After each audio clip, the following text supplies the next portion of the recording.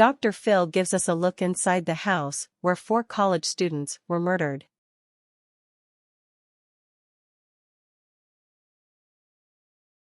You've been all over this. Caitlin, you've been all over this. So let's get some details here and start by looking at the bedrooms where these victims were found. It's very likely that they came in the sliding door. And that's the one that you can walk up to, right? You can just walk up on the grass. So the back of the house's ground floor is the second floor. And there's 2 possible points of entry there. There's a slider and a window, and there was a cinder block under a window, which are very close and going into the kitchen. Okay. Now, Xana and her boyfriend, Ethan, were on the second floor there. This is the patio ground access where someone could walk up. Yeah. And this is a sliding door. And there's a window near there, too. And there was a window near there as well. And who was on this floor and in which bedroom? So that was Xana and Ethan, and they were a couple, and I believe they were bedroom D. Maddie and Kaylee were on the 3rd floor. They were in which bedroom? So they were in bedroom E, which was Maddie's bedroom. Okay, Kaylee's bedroom was bedroom F, but Kaylee had moved out because she was graduating in December. So she was just back visiting for the weekend, had brought her dog with her, and her best friend from growing up was her roommate, Maddie. So they were sleeping in the same bed in room E, Maddie's room. Then the 3rd couple was in the basement on the 1st floor. Mm-hmm. The roommates. Yeah, the 2 roommates. And so there were 2 empty bedrooms in the house. Okay. The whole point is these guys say they didn't hear anything at all.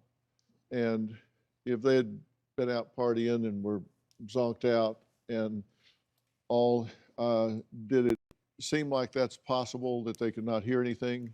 It's certainly possible that they couldn't have heard anything. And we've also heard from other people who were living in the house in years prior who had rented it before these girls did, saying that he was on the lowest floor, and unless someone was playing a television extremely loud on the 2nd floor, extremely loud on the 3rd floor, they really wouldn't have heard anything. As you can see, the house is laid out kind of funky, so I don't know what the acoustics are like.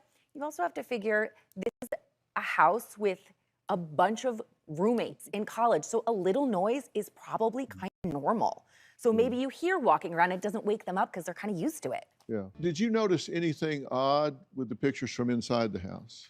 So the photos that we obtained at Daily Mail of inside the house are taken of that 2nd floor. So you can kind of see into the common area here. You have the tamper tape on the wall, on the door where it's opening, and you're looking inside.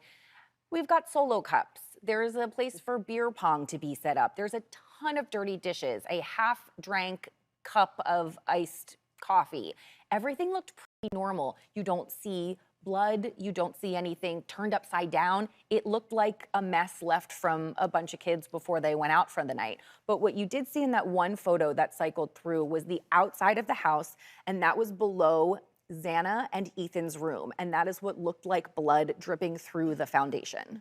Okay. So if that's true, that's a lot of blood to actually seep through. Yes. And you would have to assume they were on the floor, because if they were on the bed, I would guess it would get soaked up by the bed, right? Right.